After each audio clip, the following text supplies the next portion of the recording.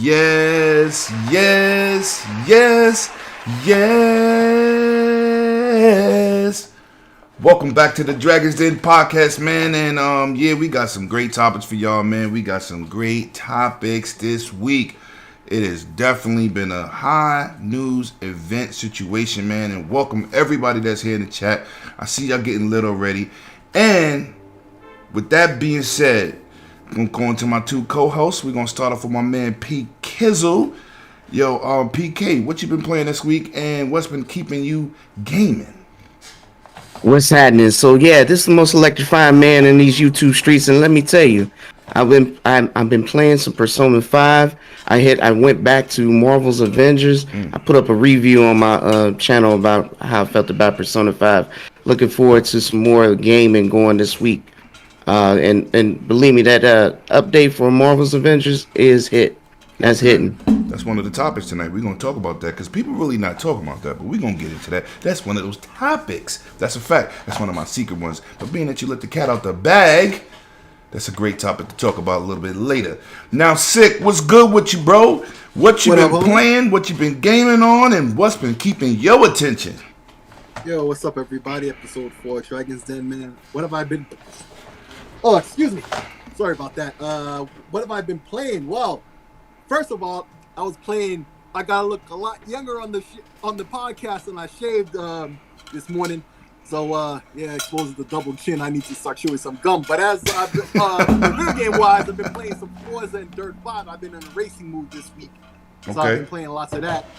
Oh man, that Dirt 5 silky smooth 120 frames a second from that first scene when you load up the game and the two guys talking blah blah blah, and you see the gameplay and you're like, yo, I was hitting that A button, mashing it to get into that menu to get that hands on, man. That was a crazy experience, yeah. You need to check out that Samurai Showdown 5. That's from our day. It got that 120 work too on both of those consoles, PS5 and Xbox Series X and S. Yeah, it's definitely gotta check that out too. Yeah. Welcome to the people in the chat. Welcome. Glad to have y'all once again. Greatly appreciate if y'all share it out, and it's even better that y'all giving that support. Now we're gonna jump into these topics, man, and we're gonna start off with everything that Microsoft has did recently. I would like to know what you guys think about Sony's, or what Sony can do to respond to Gamepass. What would you think? Or purchase, or a service update, what do you think can really help Sony challenge Game Pass? What do y'all think, man? What could they do in terms of their services? What do you think about that, PK? So they're gonna have to follow the same kind of model. I mean, think about it. Game Pass was kind of first of its kind to do this kind of thing for gaming, and we're starting to see even like HBO Max doing this similar kind of thing, right? Even in the movie realm. Whereas that they dropping their first party IPs day and date on platform with a sub. Right. Subscription is today. This is what it is today, man. This is the future. This is what it is. And I'm not saying that you can't buy hard copies or whatever. You can definitely do that, but subscription based to give value is definitely the way to go. That's how you get people in your ecosystem, because you're basically giving them value beyond, I'm going to buy $60 for something I may not like. I'm going to give you an example. Sekiro died twice. That's not my kind of game. I'm upset I paid money for it. I got the physical copy. It ain't for me. Right. But hey, if I had played it before, I would have known that. If it was in Game Pass, but I paid full price. And that's kind of what I'm getting at is, every game ain't for everybody. You don't like Dark Souls in a game like that? No, okay. It's not my jam, right? So, for me, is probably best to give people a chance to try things out see if it is their jam. They can still buy it, purchase it, right? I mean, there's plenty of movies I done seen on HBO Max that I say I'm still getting that. I'm still purchasing that as soon as I go on video. And I know you the video king. You know what I'm talking about. Some of them you just gotta have that quality, right? That's a fact. And I mean, streaming is a good substitute, but nothing beats on-prem. That's for sure. Right. But yeah, I think what's gonna have to happen is they have they still, as much as we talk about it, they still got that Japanese influence, that Eastern influence that gives them the ability to kind of stronghold a lot of the games that they already got on their console to put into a service like that, right? I mean, it's real funny that they're to me, Sony has always been playing catch up because they always laughed at the innovators as doing something different because it was different. Like when Dreamcast or Sega put the first console to come with Ethernet port on the back of it, to come with it, they laughed and said online games is only for computers. Facts. And guess what happened after that? Okay.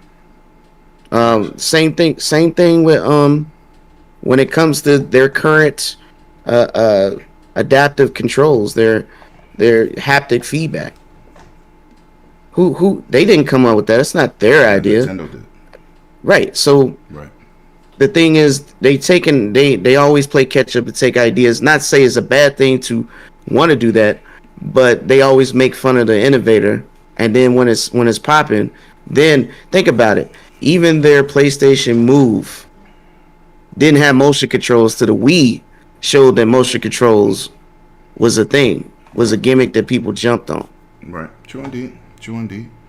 So I think in general they need to take what they're good at and get those relationships popping so they can get those not on PlayStation Plus, but something similar where they can put that energy on every platform. They need to think outside of PlayStation is what I'm getting at, and that's the problem. Okay, so you think they got to think outside their realm for them to Right. be able to advance in services? Okay, Sick. Exactly. Sick. 108 Dragons You TV tell me, welcomes what everyone. do you think that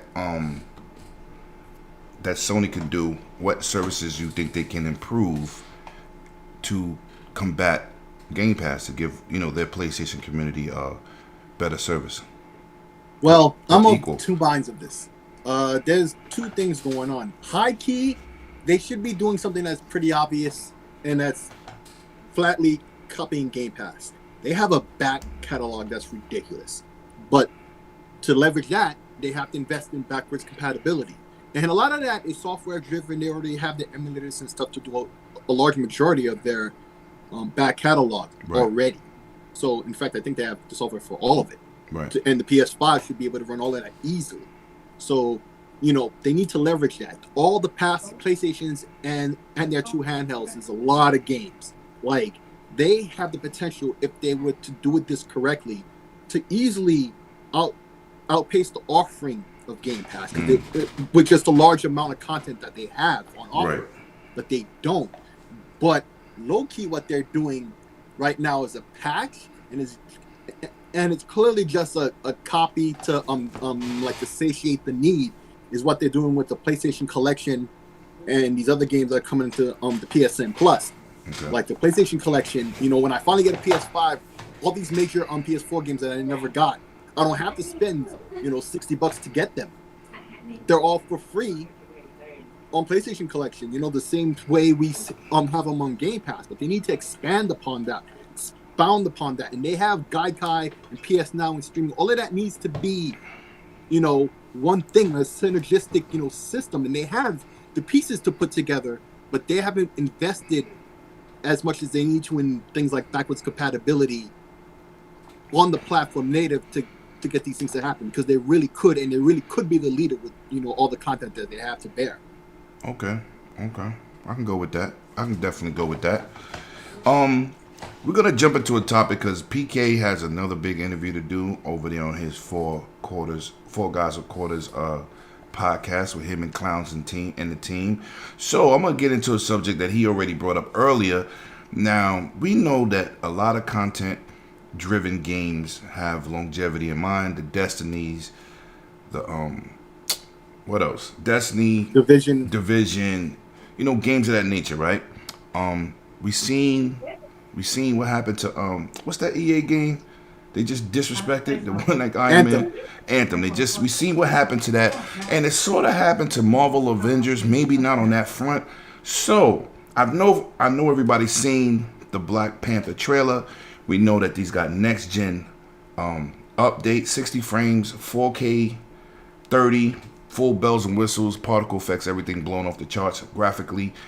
PK, we're gonna start with you because I know that you did not enjoy this game. You ranted in so many Xbox Live chats. So you tell me, I want you to be the ambassador of this situation. You tell me, what has this update been for you? And do you think Black Panther will bring back the majority of the community that left it alone for a little bit? Give me your thoughts. So yeah, I'm gonna just put it this way. Listen,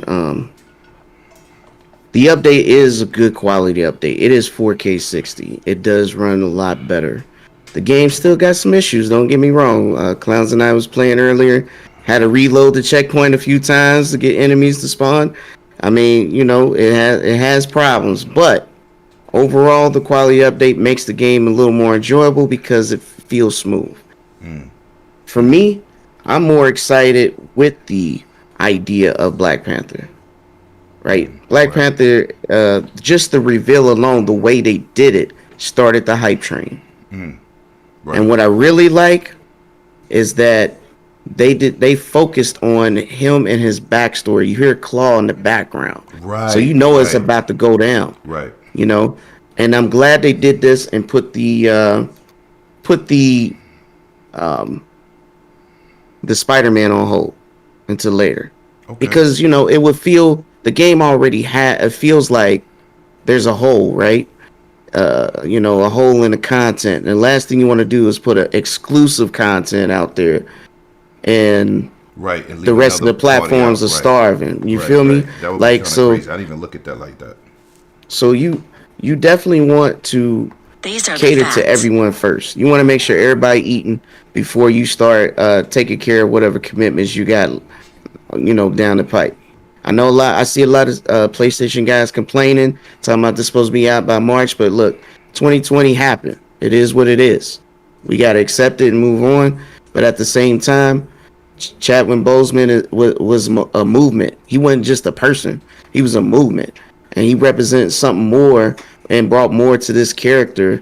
And that's why this is important, right? So we got to look at it in a different lens and accept that this is where we at. I'm super excited. I was not excited for this game, but because of Black Panther, it changed everything. Especially when you look at his suit and the aesthetics they gave him, the way he moves, and the commanding voice, whoever's voice. I didn't check who does the voice acting, but man, it was on point. I tell you, I'm excited. That's good. That's good. Sick. Did you get a chance to see that the trailer for Black Panther? Because I know Yes, I I was did. amped as hell. Because Yeah, I did. not just in being a black iconic character, those movies had made me start reading more on the character itself. So, and then like PK said, to hear Claw in the background with the backstory, it's like they really hitting the roots. For me. So you tell me, what do you think about this? What do you think about this? How do you feel? Okay, well, we got to look back at the situation, the horrible situation with the Avengers for Square Enix in the first place, because they burned a lot of money with the initial flop of the Avengers upon release. That cost them a lot of money, a lot of years of good work that they've done here in the West, with Western developers and stuff that they have under their umbrella. Right. And, a lot of those had to get shut down and other things behind the failure of Avengers. So I'm surprised and yet not surprised at the same time that the introduction of Black Panther has been such a boom to the game. And even though I'm not trying to say it's not the most important reason or thing that's happening, because it clearly is, but at the same time, must respect and credit due to the technical fixes they did. Right. Particularly on Xbox, but the improvement is gargantuan. It just shows the issues, the technical issues that were there originally.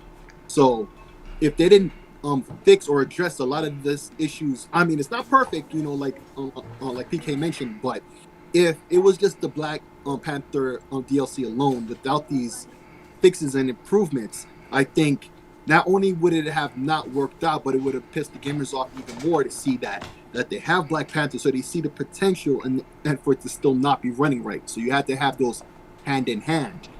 And I don't think this is going to be able to return the investment and all the money that was lost behind the initial failures. But this is definitely a positive road, and they need to keep on this track, and they should be all right. Okay. But let me get my point real quick. First of all, the game showed great numbers. Yeah. If you look at the first Destiny, they got flack for their first few contents. Until I think it was Taken King, which really catapulted them, because that Wolves, what was it, Mark of the Wolves or something? Both the first ones. They took a lot of flack too. I think the gaming community has to have more patience with games that's built for the long haul, because if they give you everything up front and you run through the game and then they run out of content a couple years down the road, because then you'll be pissed off. Everybody gets a game and complains at first because it's not enough content, but you know these style of games are built on longevity. They're still rocking Rainbow Six Siege and dropping content 2 or 3 times a year. And don't forget the initial flop that game was. They worked on that, just like with Avengers. Like right, and people disrespected Rainbow Six, and it's over 35 million people playing it. So I think the gaming community have to take a step back sometime. Just give these developers a break. They do a lot of work to put their time and energy into these games, and everything is not home run day one. Now, only thing I really agree with PK when he used to rant in the chat is the game was extremely buggy.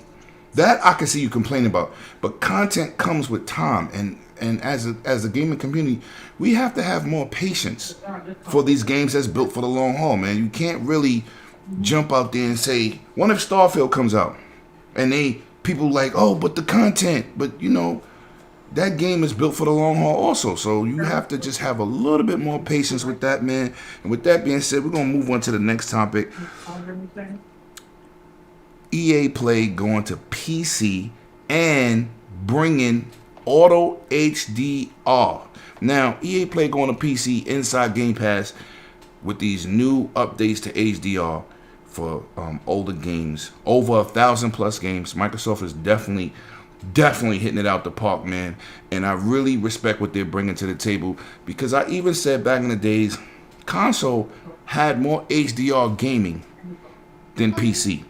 And that just was the fact. And I told everybody, console gaming has catapulted PC as PC catapulted console gaming. So now with that being said, what do y'all think about Microsoft bringing 1,000 plus games with Auto HDR and the implementation of EA Play into Game Pass on PC?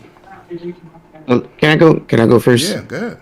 I just want to say, look, Phil Spencer is not playing. EA Play is already on PC Game Pass. All right, that happened Friday. Just want to point that out. And I'm going to tell you, for me, since I like the game on both, it is a huge benefit.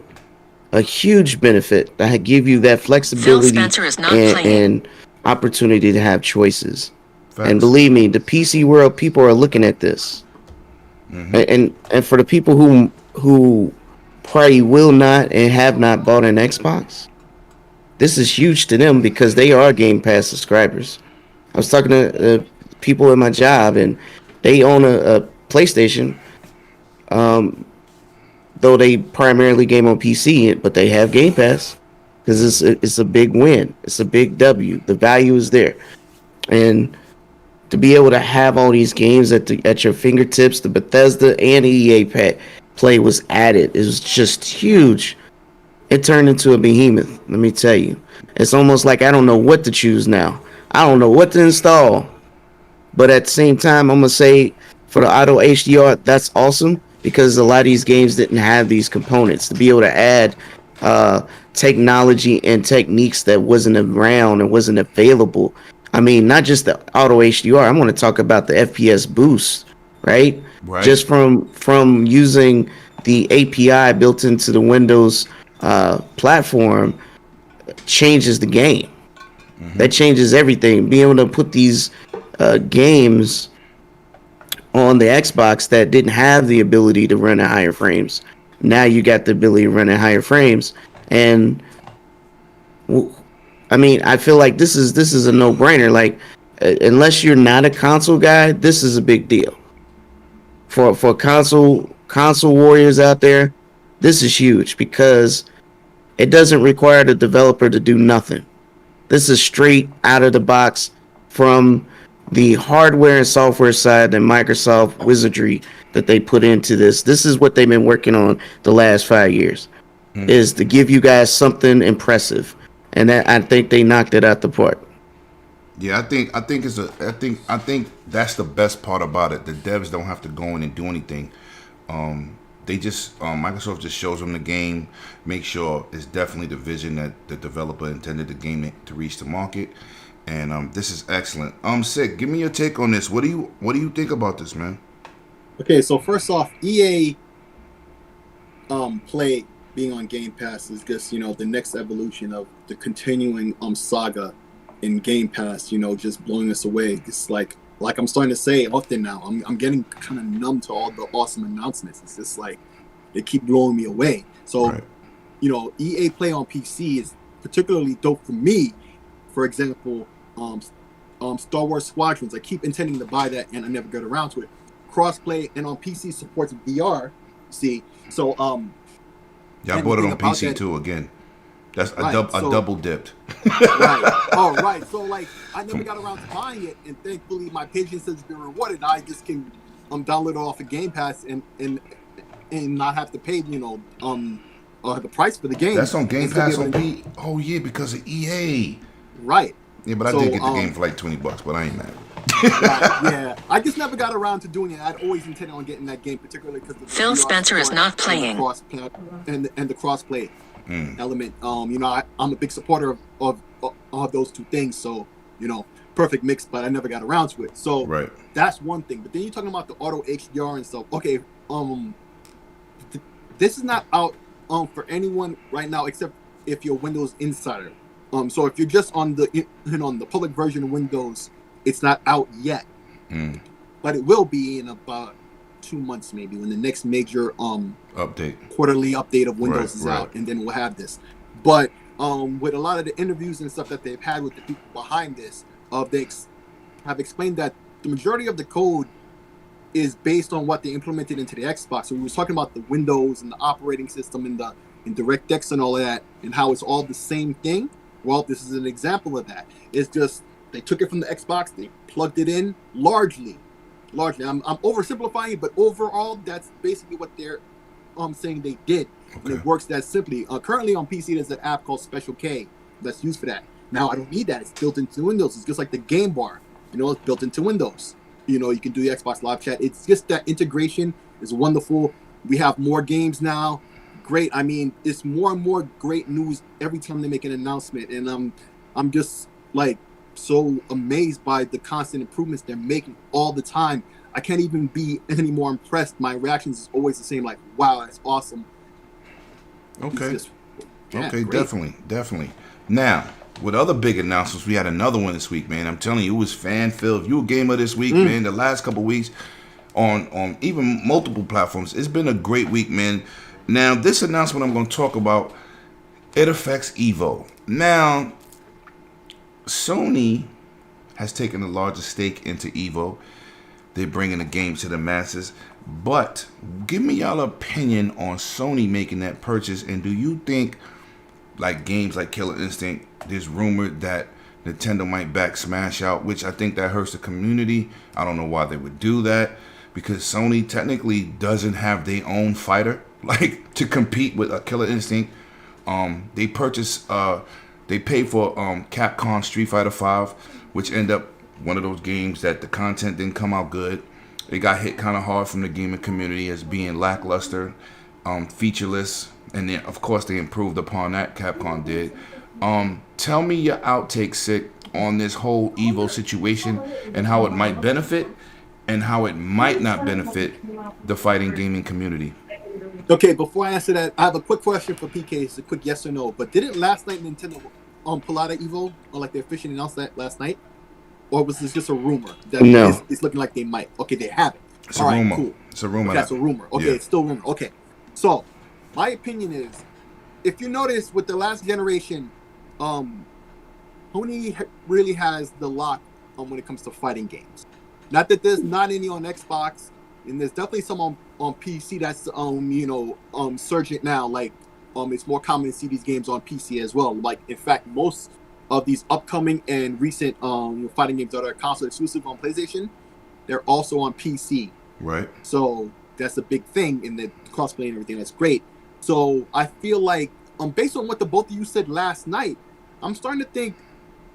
My opinion is now Sony feels like they have the advantage in the fighting game arena, and so they're just trying to tighten that grip because that's one advantage they have, and so invest in that through Evo.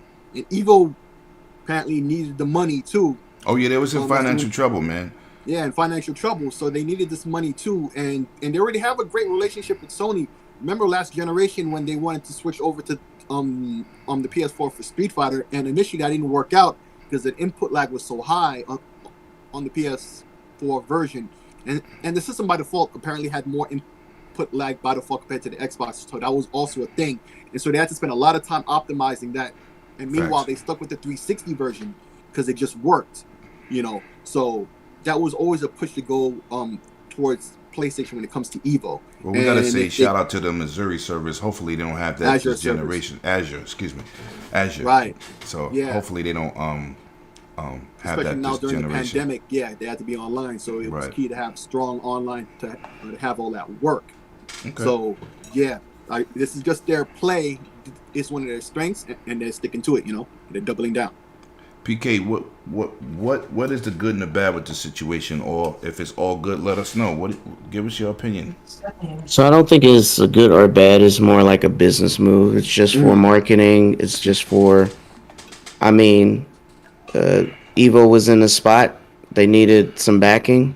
Sony needed some promotion, and they don't completely own Evo, but they got a big enough stake to where they can push. Right. They can push their platform as the de facto platform for these games. Okay. So that does not mean that there won't be a Killer Instinct or no Smash in the future. That just means that the first pick for whatever games is in that season will be the ones primarily on a Sony platform. And the reason why the Street Fighter had issues is because, I don't know if you know this, Sick, but wireless controllers are banned from official competition, That's right. And PlayStation didn't have nothing but a wireless controller, so they had to somehow enable the ability to plug in their joystick directly and play. At first, out the box, when the PlayStation 4 launched, you couldn't do that. Yeah, right. So they had to make those changes because, again, wireless controllers, even in Smash and every fighting game, it is banned. As it should be. It's a lot of input lag with that, man. I don't care how low latency that Microsoft or Nintendo or Sony claims. Nothing beats a wire. I don't care if it's your wireless speaker system, your wireless headphones. By the way, it's awesome to hell. Those new Xbox headphones. Thank you, Microsoft. Appreciate you. You know what?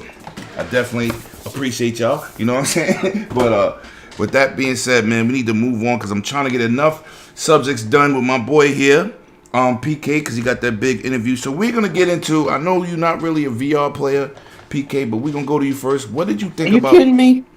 Are you kidding me, bro? Wait, hold on. What you got? What is this you got right the here? Oculus? Yes. What is this? What's that? The Quest 1.5? Hey, all I'm saying is, don't challenge my gangster over here. Don't challenge my gangster over here. All right. So being that you are a VR player, because you don't never talk about it, but okay, we're gonna start with you on this subject. What did you think about what was announced? Like I said, this week, being a gamer, you're getting a little bit of everything. They announced this week that the PlayStation VR, which their controllers simulate what the Oculus brings to the table, and it looks like it's going to be wireless, and the headset is going to do the tracking like the Oculus Quest 2. And give me your opinion. Are you looking forward to it? or do you believe? Let me say this: do you believe Sony is gonna completely invest into VR like they did last generation? Because they definitely put a lot of work into their VR. So you give me your opinion on those controllers, and where you think Sony's gonna take this subject. Well, I think VR is in this spot, right? It's a little weird because when the Oculus launched or HTC Vive or all that, they were superior VR headsets to the PlayStation VR, Right? and in every shape and form. Oh yeah. But those companies also seen value in having a cheaper, more economy-friendly version.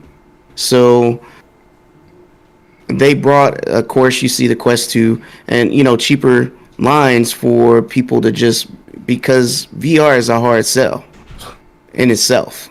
Right. Because think about PSVR, it costs a lot. It costs $400 for a less superior headset, right? Right. But what you got out of it was what they were looking at. So when Quest 2 came out, and you see Quest 2 is probably the best-selling VR headset at the moment, not because it's better than anything else, but because it's an easy entry. It's an easy entry level for people to get into. The price point is there. The accessibility, the wireless, all that stuff is there. And has a function to also hook up to a PC. Right, you can stream your Steam or whatever to your so you could do all that good stuff. So the point is, that's why. So for PlayStation, not to say that's bad, it's just that they see the value in the setup, the controllers. Again, they may have made fun of those things, but now they're adapting to it because it's a seller. So I see this as a good thing for them, because especially if they make their controllers to be even better than the ones on the Quest, then what's going to happen? The Quest is going to come out and do a new version update and have new hardware that works or tweaks and works better than their current version. That's a good thing, because competition creates innovation. So I'm excited to see PlayStation VR actually take off, not because I'm invested, but because that would create an atmosphere where they're both actually investing in this technology and evolving it over time. So it's not just the niche gimmick for now. You know what I mean? I don't. The thing with VR in the beginning, and we're gonna get to you next, Sick. The thing for VR for me in the beginning was the exclusive content, the separation of different games. I mean, the Vive was over $800. The first Oculus, the Rift, was like what, $750. That's a huge investment. I guess when it was like $499 or something, but still, that's a lot of money. If remember, they gave you one sensor. If you wanted to have that whole surround, you had to buy 3 more sensors. Yes. Right. You had to buy everything. You just want to stand it was in an front of your expensive monitor. package. Right. So I think they eliminated the market, and the first company to step into the realm of making them headsets was affordable was the Windows VR headsets that Asus was making, Acer was making, Samsung. They brought it to that $399 mark, and then you can use Steam VR. They kind of unified it with that platform, which said Vive said, you know what? We got to bring our prices down. We're going to change our headsets, which made Oculus do the same thing. So I think that's what the initial push for VR, because VR is dope. If you play a game in VR, it's a good game. It's awesome. You play Resident Evil 7 in VR, that's still the best game to me. I bought that on my PlayStation and still was playing it. That's before I had my Oculus, and the game was dope in VR. You brought up a good point. So I don't like exclusivity on this type of platform. You know Facts. why? It's because, first of all, you guys have to get a following. You guys cannot lock things down and it's already out of touch. Mm-hmm. You gotta, if you want people to adapt, give the flexibility to the people. Don't do that. Don't be trying to. That's one thing I hope Sony does not do. Right? We don't want to have this. It's already bad enough in the console space. You do not want that in the VR space, especially when you're trying to get people to adapt to it. Right. A VR is an addition to what you currently own. You know, I Right. got the PlayStation VR. I have that. Now I have an Oculus Quest 2. I waited because I wanted a better headset than the Oculus Quest, which is still an awesome headset, but I wanted something better. Sick. Tell me what you think. Is Sony here to stay with this VR? Are they going to support the absolutely. platform? You think so? Absolutely. And give me your opinions. Are you, when you get your PS5, are you biting in? Okay, I don't know if I'm biting in just did it with the headset, but I know they're all in. So first thing we got to talk about these controllers. So these controllers are massive step up from the Move controllers from the PS3. That's what they were using on the PS4. We don't want to talk about for those VR. hand-me-downs. So that was a hand-me-down. Horrible. So not only have they That was horrible. gotten up to date controllers, these are more akin to the ones with the Valve Index. You know, the 4K 144 hertz VR headset that's like killing PCs and costs like $2,000 for a complete set. Like those Right. controllers, like they track your fingers, and these PlayStation controllers are very similar to that. And they have their own, self-tracking. Like you were talking about the Windows mixed reality headset. This is one from Lenovo that does the same thing. Yeah. You see the two little cameras. There's another company it was who jumped on started that. here first. Right. It was started there first. Yeah. For low prices and highly compatible. Works on Steam VR and everything else.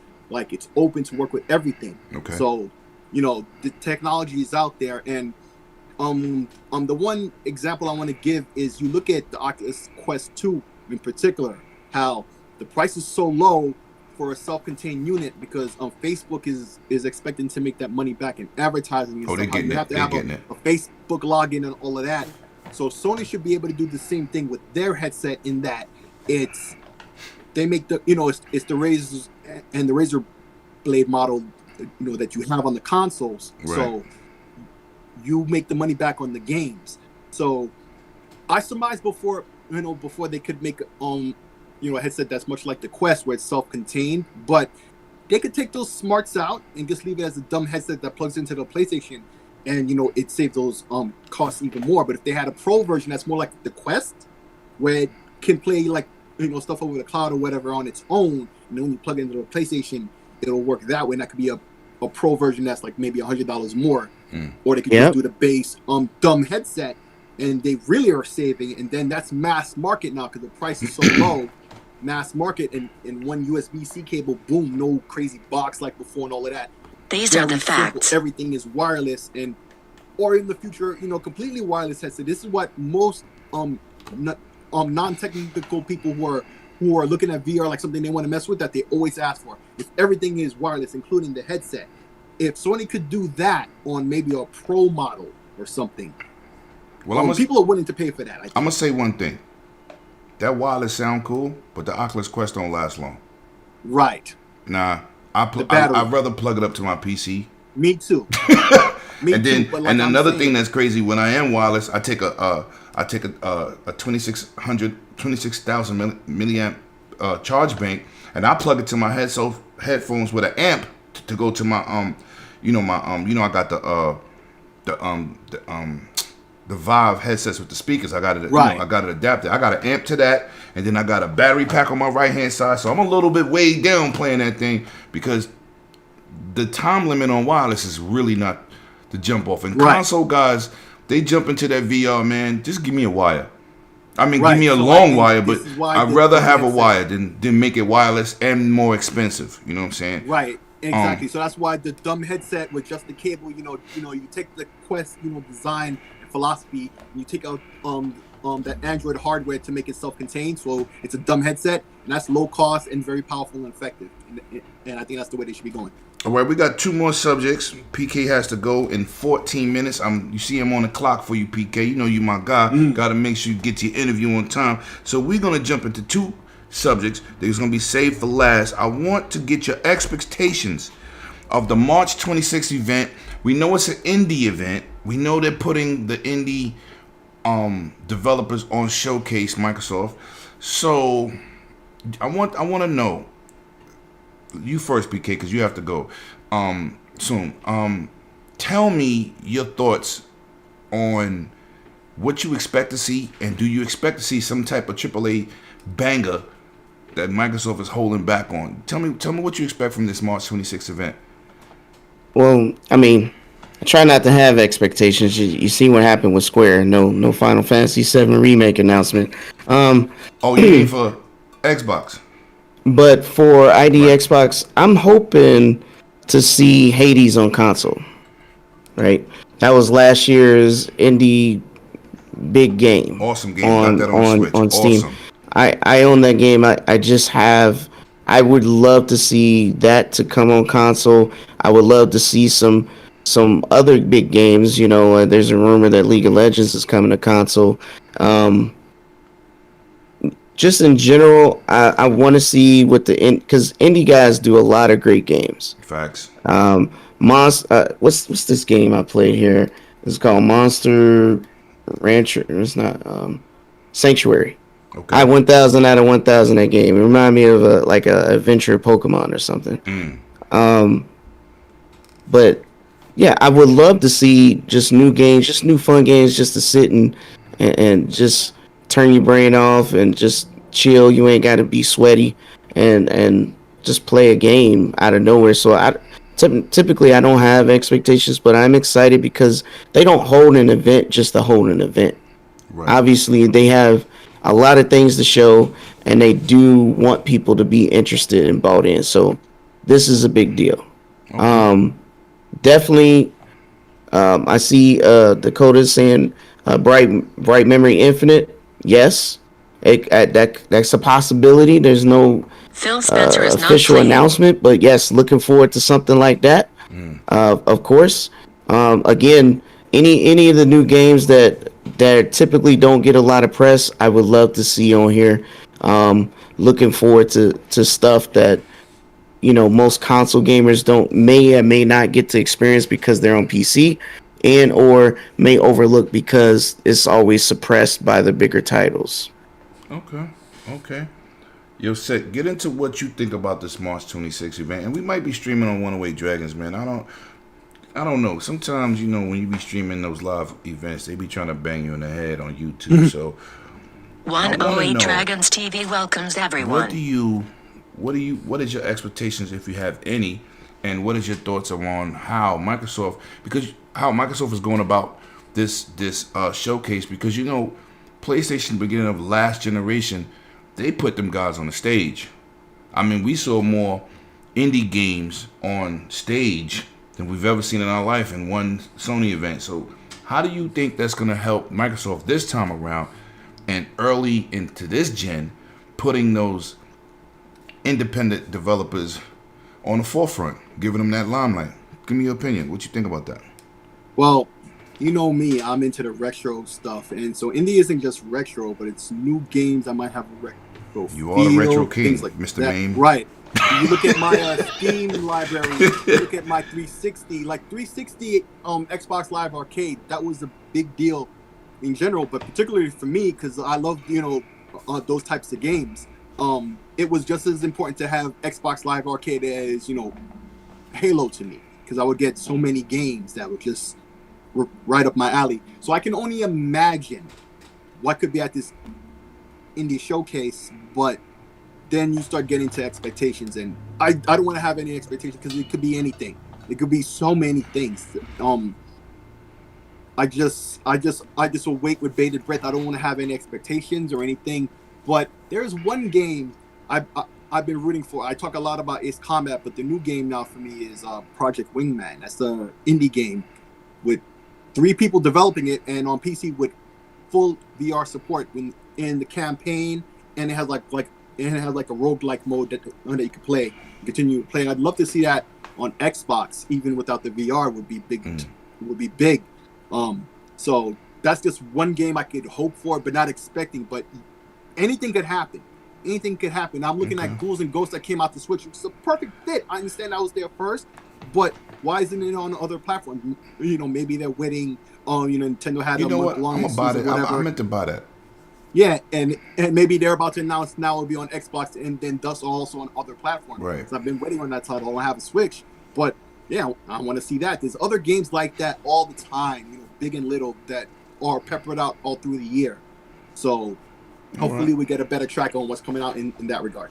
Now we're going to go back to you on this subject, man, and I know this made major headlines. major headlines this week for Xbox. And like I said, man, that guy Phil Spencer, he's definitely Phil Spencer is not playing. He ain't playing no games, man. He's right out here. He's getting on the job. Mr. Philosaurus Rex, as I call him, because he's like the king of the dinosaurs on the planet, because he is taking and doing things way beyond the vision of gaming that's never been taken anywhere before. So you got to get kudos out for that. But with this being said, we know Outriders has been highly anticipated. They dropped that demo about 2.5 weeks ago. People been playing it off the charts. Your saves cross over to the official game. That was supposed to be my game giveaway for this month, but being that it's on Game Pass, I don't know how many requests I'm going to need to get it for free. But the video I dropped Monday on the Xbox, the real wireless review, because dudes are just playing games out here. They not getting into the nitty gritty. I got some real content dropping for y'all Monday. But with that being said, man, Phil has knocked it out the park again. Game Pass for the win. It's incredible. And I want to know from you, PK, really, is developers are going to take this Game Pass route? Now, we know the big titles can't stand there. They got to generate their money. But a recent stat came up that games that hit Game Pass is doing better on PC and console than it is on Steam. So I want you to give me your ideas on how big is this launch title dropping into Game Pass day one is for Outriders and Microsoft and Game Pass in a whole. So before I do that, I want to say shout out to our Retro Renegades brothers. They are watching us in VR. Woo! We're supposed to be doing a what's the name movie too. We supposed to do the movie, but so I gotta get graphic I will. set it up. I'm gonna make my point, and I do got to drop off for the That's why I wanted to get big you right now. Emily Zeller interview. But yes, this is a huge thing and a huge move. This is showing that progress is being made on dropping more titles day and date on Game Pass. Again, so it's especially not just first party. Yes, so especially giving gamers who may not even tried it a chance to look at something big. So their friends might have copped it, and then you kind of on the fence.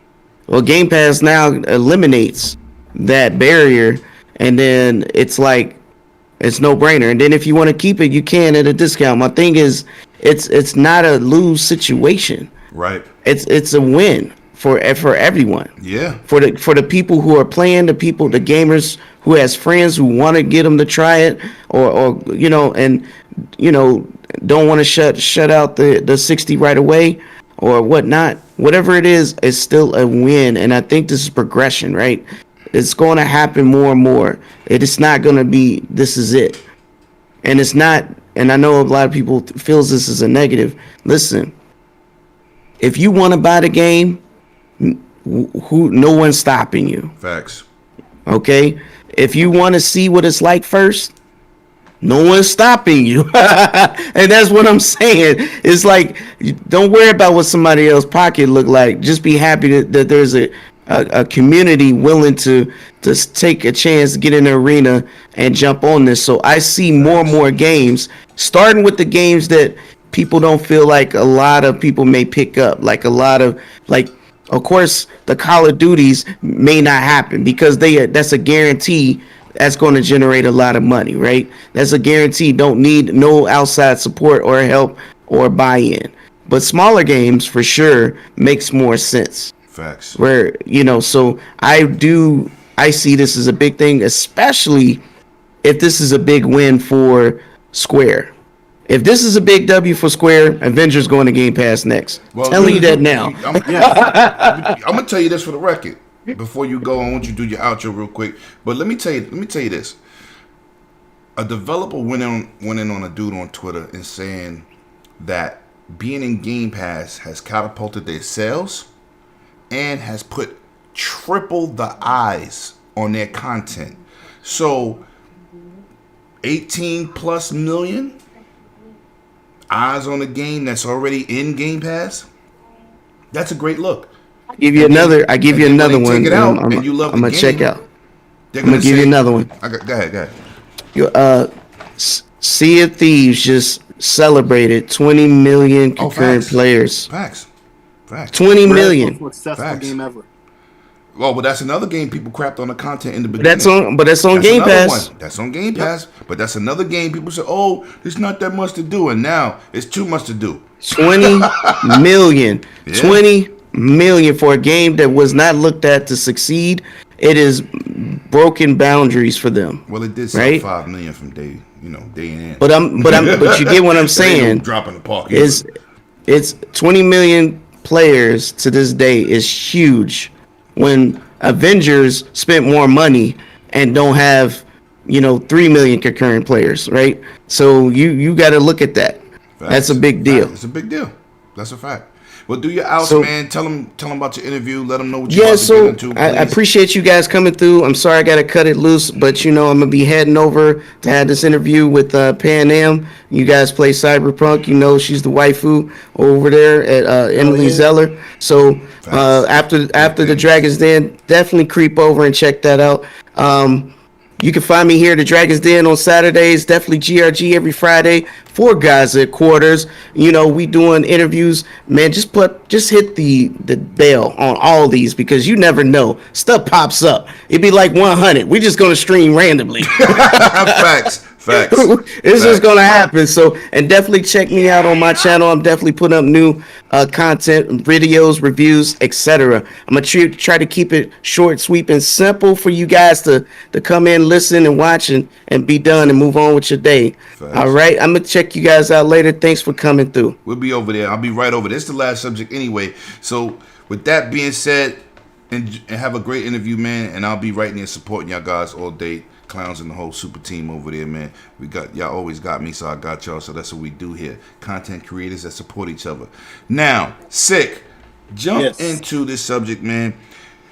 Give me the value of Game Pass and what do you expect from other developers with this hype train that's really rolling through on Game Pass, man. And like I said, I always say, forget me being a gamer. As a parent, I could go buy a couple Xboxes and put these accounts for very minimal price. Just do Game Pass, not even Ultimate, and still benefit. So tell me your take on this Game Pass hype train.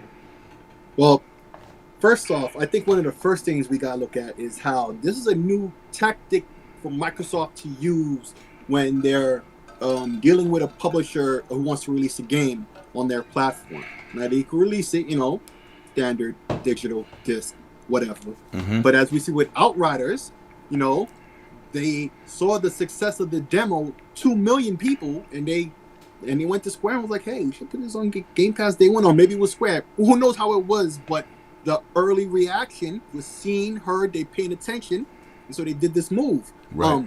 It's more likely to happen with smaller titles, but over time, once in a while, you might see a big title, AAA, day one, and each one of those will be a major coup. It will probably be rare, but once in a while, you're gonna see a big title. Maybe, let's say, I don't know, the next Rainbow Six game on Game Pass day one.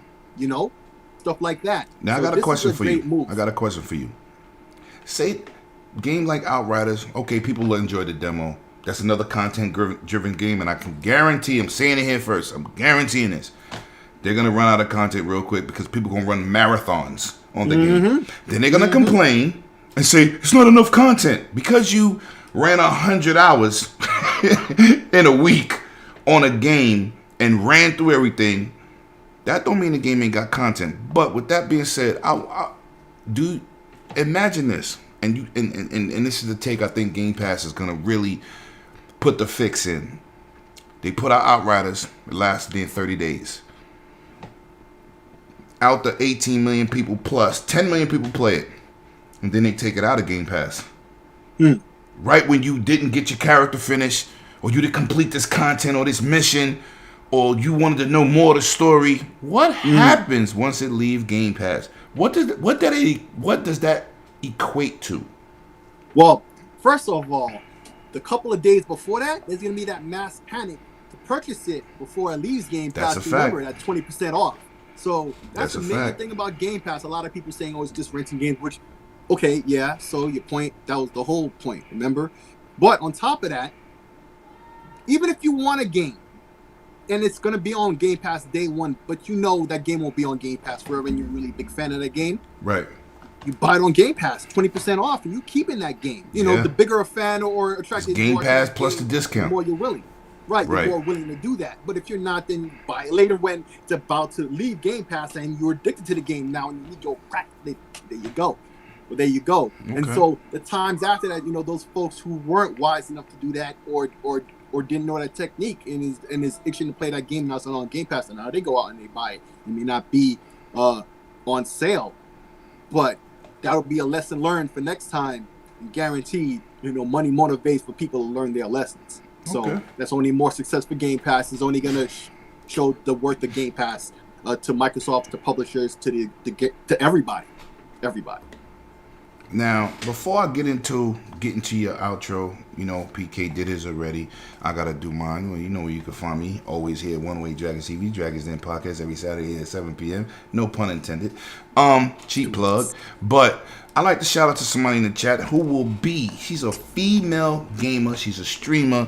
Very talented, very knowledgeable. She will be a guest next week. It will be Akuma Malatana. I don't know how to say that from the movie, so if I messed that up, I did. But with that being said, she will be our guest next week. I'm trying to bring a female voice on here as a guest. We will be talking gaming.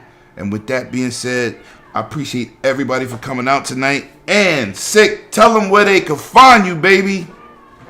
So you can find me on social media, Six Slayer No C. You can find me everywhere great games are played. Same name on pretty much every platform there is. You can find me on GRG on Friday nights, 9 p.m. And of course, every Saturday right here on 108 Dragons TV for that Dragons Den podcast every Saturday at 7 p.m. And yeah, once again, man, I appreciate all my content creators coming through, supporting the stream, all my social media friends, my friends on the internet, my friends in real life. I appreciate all y'all. I see the chat, man. I'm trying to do a little bit of everything over here, producing sound effects and everything else. But listen, man, we'll be back next week, 7 p.m. Like I said, my guest will be Akuma Matatata. Kuma something. I don't even know if Matatata is a word, but she'll be on. We'll be picking her brain. We will be doing her back history on her gaming history and stuff like that. And yeah, we got more guests planned. My boys have been really pressuring me, and they want to come support the guy Lemon. So you know, I'm gonna bring y'all some great interviews. Excuse me, some good times. And yeah, we'll be back next week. And as always, man, as I always say, bring your game and not your name. And your boy Lemon is out of here. See y'all next week. Peace.